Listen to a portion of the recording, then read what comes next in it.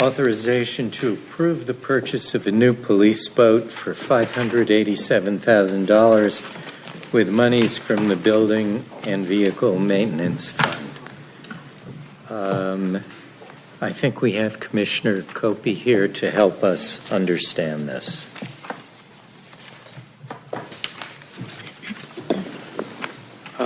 Good evening, Mayor, Council. As you know, the police department is seeking to replace a 20-year-old vessel that is currently the primary police boat in the city fleet. We have Police Boat 1, which is a 27-foot open cabin vessel that has 250 horsepower engines. We also have Police Boat 2, which is currently out of service. That is a 24-foot Boston Whaler type boat. That one is owned by the State Department of Parks, and they allow us to use it for free. And about a year ago, the city acquired a boat from the 1033 fund that has been reconfigured for our use. We bought it in case we had a problem with one of the other boats and to be able to provide year-round protection on the water. So we're we're requesting authorization for $567,000 for this boat. It's been spec'd out. This is a safe boat. And I mean safe in terms of the name brand. This is used by other police departments and public safety agencies, in the region and nationwide. A couple of the highlights here. It would allow us to operate year-round. It's a metal hull boat. It would have increased power. It would also have a heated cabin and an enclosed cabin. Currently, none of our vessels have an enclosed cabin. The current boat, for a lack of a better term, is really on its last leg. It's 20 years old. It was purchased, as I'm told, from a boat show as when we needed a boat. It really wasn't spec'd out like the boat we have right now. It's more of a pleasure craft. It's used for fishing. It's not really suitable for doing boardings and rescues and the such. I mean, we've made do with it, and it's a fine boat, but it's going to require some significant investment right now. The engines, which are limping along, are going to require an overhaul. That's going to be a significant investment, as well as the electronics and the technical capabilities of the boat. They're at the end of their useful life, so these things have to be repaired. Plus, the boat itself has a small fracture in the hull. We're still using it, right? But this is what happens when you use a boat for 20 years. So it's time to replace the boat. And I'm here to request, first to take questions on it and to request funding for it. I believe you're mistaken. I'm sorry. It's 23 years old. 23? I apologize. I'm saying 20. Yeah, so we got a couple extra years on it right now. So I will tell you, and I've been preparing for the meeting. I spoke with the sergeant who's in charge of the Marine unit, and I was going over the numbers with him, and we had a decreased number of hours this year, and I originally thought it was because of the weather, and he said, Commissioner, it's not because of the weather. When PB2 went down, they basically went very, very easy on PB1 because they're trying to inch it along to the finish line. So, we're in a position where we're trying to not use it that much. The hours are going down, but if it breaks, we'd just be left with the boat we got from the 1033 fund. And so here it says it'll take about a year and a half to get the boat? The current lead time on this is about 16 months. We've already been somewhat put into the queue, but we have to make a decision before the first of the year. Otherwise, we know that the rate is going to go up 10% minimum, and we are going to lose our place in the line. So it's a supply chain issue, right? Everything is backed up, and we're looking best case scenario springtime of 2025. Yes, sir. Commissioner Copey, can you speak to some of the rescues and emergency services your department has been able to perform on the water? We had some stats circulated today. I was remembering some of the narrative, but I think it's just important and helpful for people to understand what this boat does and how significant our ability to provide services on the water is. Sure. Let me start with first is that the first boat we have, PB2, is a much smaller vessel that we can't use in a number of conditions. So that eliminates us going out, I don't want to say on the high seas, but when the weather is very bad. Even PB1 is difficult to go out in high weather and to do things. This is your primary law enforcement vehicle, for lack of a better term, on the water. We have significant coastline. We have a number of clubs. We have a number of boating activities. We have recreational people out there. So this is your police car that doesn't patrol on Purchase Street. This is your police vehicle that is on the water. We do a number of boardings with that. We go out and we check people for the proper safety equipment. If there is any type of accident or incident out there, if there is a first aid request. Over the summer we were working with the ambulance corps to have an EMT with us on the boat so we could expedite the delivery of services there. We also do search and rescues. Every now and then we'll get a request for a boat in distress, a kayaker in distress, to go to search for somebody who's late.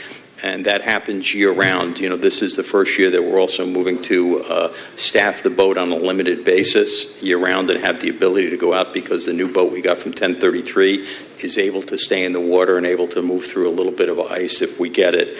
We're also doing ENCON law checks. We have the environmental conservation laws that are out there with regards to the duck hunters. This is, I don't want to say a constant complaint, but we get a lot of calls starting the beginning of December and it goes into January about hunters who are hunting in different areas, and we're able now to go out and check them, make sure that they're licensed, and if there are any complaints, investigate them at the time as opposed to standing on the shore and trying to pick up a number off a boat and then following up later. So there are a number of things we do, but basically this is your police car for the water. So anything that could happen on the water, this is the only way we can get to it. How many people can this boat accommodate?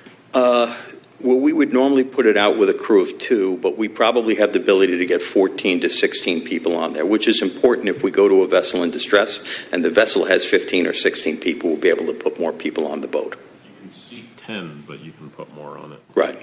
I'm on the website. Check it out. Commissioner, I saw some email back and forth with a citizen about this, which it seemed to me that you answered all of their questions. So I appreciate your taking the time to do that. And Josh stole my question, which was about the rescues. That to me seems to be, I seem to remember that there was a rescue this past summer, right, that was touted. That this really does happen, and we are a coastal community. So the idea that we should be able to have law enforcement on every aspect of our our city purview only makes sense to me. So sure, and I will say I get emails and calls from the residents, and I'm always happy to provide whatever information. The other thing I didn't add is we also have this place called Hen Island that we need to be able to get out to year round, and so one of the things we've been doing with the police and the fire department is cross-training and making sure we're buying equipment for the fire department that the police department can bring them out on the boat. So we're in the process of buying a portable pump to get out there. And we're training with the police department so the fire department knows exactly where to respond to get on the boat, and the police department will bring them out. Quick question. Based on the dredging, this shows a draft of 30 inches. So I guess we're okay based on the dredging that we had to be able to get this in and out at high and low tide, or low tide especially. Yeah, it's going to be close, but at the proposed height, we should be able to get in and out, right? The dredging is bringing us to a level it is. I'm sure at some point that it goes back up again, but we'll work around that. I have sticker shock. It's expensive. I recognize that. I try to be very, very cautious with the public's money. But if the community is committed to having a marine patrol, I need a vessel that is safe to put the officers on. And that's what it comes down to. And look, we could spend money, say $150,000 on a 23-year-old boat that is not designed for public safety. This was a pleasure craft that I'm told was picked up off a showroom floor because somebody said we needed a boat, and they did their best effort, but there's been a lot of effort that went into speccing this boat out. So we could put money into this boat. I am not a proponent of that. I think that that's a mistake. I think at some point We just have to identify that these are needs that are going to be necessary for us to continue into the future, and you have to spend the money. What do you think the useful life of this boat is? 20 years. 20 years with regular maintenance on the engines, right? And that's the key thing. So that's like $25,000 a year, essentially, if more or less. Yeah. We need all these things, huh? It's like a long list of I've gone through that budget twice, and things have been cut, and so they had to justify to me every single item there and what was a lesser possible option. And I think you're at the point now where we have a vessel that will be suitable for police work. What I will tell you is this is a vessel that's in use in New Rochelle. I believe that this same vessel has been spec'd out by the Village of Mamaroneck. So it's not a Rolls-Royce of boats. I recognize that it's expensive, but this is what other communities are using, and I think it's appropriate. We also really need something that when you turn it on, the engine turns over, and when you're dealing with a 23-year-old boat and you're talking about rebuilding the engine, you just don't have reliability. And you need, when you get a call, it's not my boat doesn't work, it's disappointment. Very different than if your boat doesn't work. We can't get out. So I don't know of any other lesser option that we could get that would provide us with the suitability now and in the future.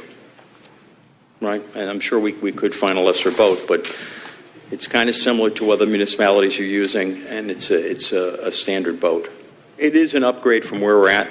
The enclosed cabin is an upgrade, but I can't have the officers out there in the winter without a closed cabin. And even in the summer, we think it's nice to be out there on the water and you have the breeze until you're wearing a vest. You're carrying a gun belt. You're doing boardings. It gets hot. You're not jumping in and out of the Sound. Greg, and how does this fit into our vehicle? So just to remind everybody, when we did our capital plan in August, we have added vehicle replacement as part of that capital budget. It's something that really starting 2.5 years ago with the fleet plan to try to be reinvesting in our fleet as they depreciate. Unfortunately, we have some things that have just not been invested in and have fallen off the cliff. We have, for 2 years or 2 cycles, applied for Coast Guard grants to try to acquire this same boat with a substantial portion of that paid by the federal government. We've been unsuccessful. All of those monies went to the City of New York and to the Ports Authority. The vehicle fund is through this budget and through surplus from last year being funded after the acquisition of the boat and after the expenditures for this year for police equipment and for DPW equipment will be left with about $1.7 million, which we'll continue to try to add to both through the tax rate and surplus dollars. But it clearly fits within the discussion we had in August in terms of vehicle replacement. And again, unfortunately, we're having to make some of these big investments because it's just the city's underinvested for so long in the vehicles. Just one last question from me, but is there a used market for these things? I'm sure there is, and I haven't checked it, but with inflation, I'm sure that's inflated also, and it comes down to if we were to take a boat that had 12 years and came in at, say, $250,000, $280,000, we then are in the position where I have to reinvest in the engines after so many hours, and they have to be rebuilt, and that's currently where we're at with PB1. They have to be rebuilt. So I could, in fact, explore that and look at it, but I question how effective that would be at really saving money. Thank you. Right. The one thing I will offer is this also is just in terms of future payments. My plan is we acquired this boat from the government on the 1033 fund. We got it for free. It cost me about, say, $15,000 to have it transported up, and we probably put another $10,000 into it just to get the appropriate upgrades. We had to fix an engine and get it going. We expect we'll be able to sell that boat in the future at a conservative price of $75,000. I've heard more money than that, but I don't want to over-project what that will bring us, but I do believe that we would get $75,000 for that boat that we would then be able to put into this. Right? So we'll be down to just one boat then, is what you're saying. Two, the state, I think it's Parks and Environmental Conservation, has our PB2 boat on their list of things to do. They are going to replace both engines. They pay for that, and we'll have that back in service. That said, dealing with the state can be a lengthy process, and I have no guarantee that that will be ready. And they're working with us, but we're one of 500 communities that may have a boat. So it's going to take some time. Greg, we won't get this boat till 2025 if we approve it. Is there still an opportunity maybe to get some grant money for this boat? It's, the grant process is finicky because, once you have procured, you're not getting reimbursed. Now, with that said, this is exactly the boat that the Coast Guard specs for communities. And so we're not going to stop. The short answer is until we take delivery of it, until we actually have paid for it, the answer is yes. Not that we're going to get it, but we can try. We will try. We will try. Are there more questions?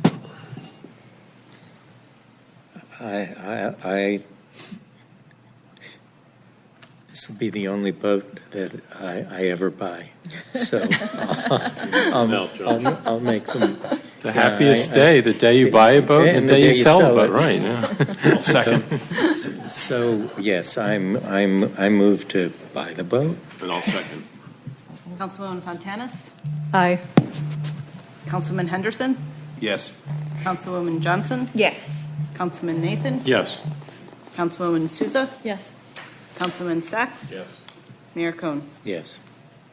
Okay, and I want to thank the council for your continued support of public safety, just not on the boat, but on everything, and I wish everybody happy holidays. Thank you very much. Same to you. Happy holidays.